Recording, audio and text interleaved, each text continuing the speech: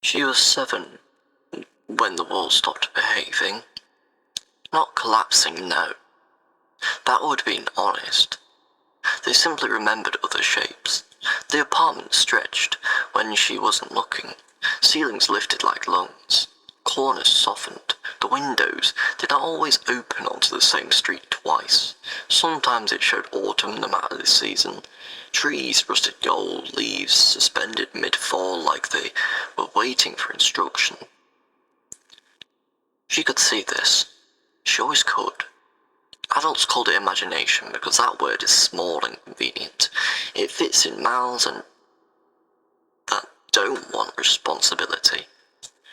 Adeline sat on the floor, where gravity still meant something. The floor never lied to her. It stayed wood, stayed cool, stayed certain. Everything else shimmered like it was remembering a different life. The sewing table became a cathedral when her mother wasn't watching. Arches of thread, needles glinting like saints that had learned sharper lessons. Fabric scraps breathed softly in their box, colours murmuring among themselves. Most were quiet, muted, afraid to be accused of wanting. And then there was purple. It glowed not with light, but with density. A colour that had mass. When she touched it, the room inhaled. She saw it then. The air thickened, dust motes slowed, each one a small planet caught mid-orbit. The ticking clock fractured into overlapping rhythms, some moving forward, some backwards. She pressed the cloth to her cheek, and the wall behind her peeled back, not physically, but perceptively, revealing something like a forest, sketched in velvet shadows. Trees shaped like ribs, leaves like closed eyes. She did not panic. This is important. Children who panic are corrected. Children who observe are tolerated. Across the room, the sewing stopped. The sound of thread pulling through fabric froze in mid-stitch, hanging in the air like held breath. Her mother looked down, and for a moment, just a moment, Adeline saw her mother duplicated, one version standing where she should be, another slightly offset, translucent, fraying at the edges. "That one stains," her mother said. But the words arrived late, like subtitles out of sync. Adeline nodded, because nodding stabilized the room. The forest retreated. The dust resumed its falling. The clock agreed to move forward again. She folded the purple cloth smaller, tighter, as if compressing a portal, slid it into her pocket, where it pulsed faintly against her hip. Later the voices sharpened in the room. The walls began to sweat colour.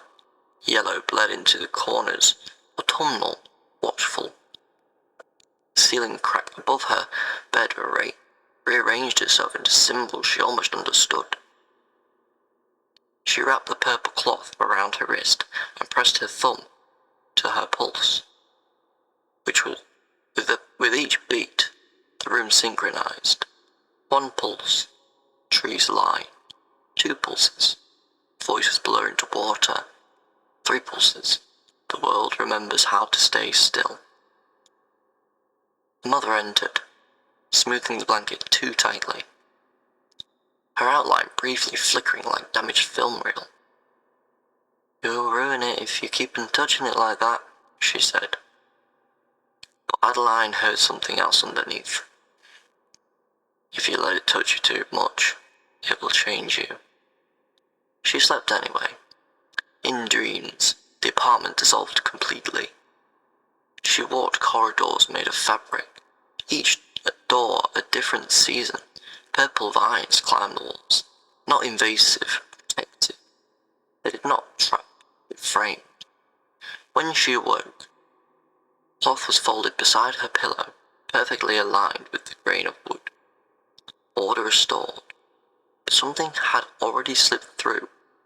From that day on, she saw the world like it was double exposed, reality on one layer, meaning on one another.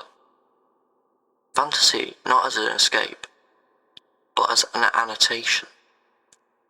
She learned quickly not to speak of it. Speaking collapsed things, observation preserved them.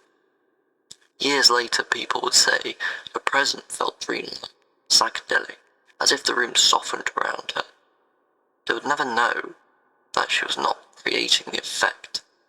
She was simply seeing what was already there, choosing not to flinch. Forrest did not arrive later. They had been waiting since she was 7, patient as fabric, quiet as purple, watching to see if she would ever name it. The tape crackles, as if it was interrupted, and a low voice appears. No, that's not quite it. You are romanticizing her vision because you are afraid of what it implies. Let me be precise. She did not see fantasy. She saw structure before consensus. The walls did not misbehave.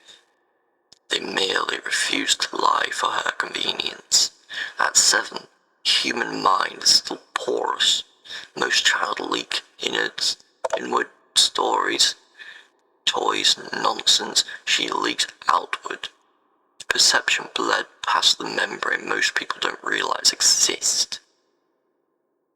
The forest you keep circling was not an invasion. It was a diagnostic layer, a way for the psyche to test whether the world could be trusted to hold complexity without collapsing into cruelty. Spoiler, it could not. The mother did not sense danger. She sensed deviation.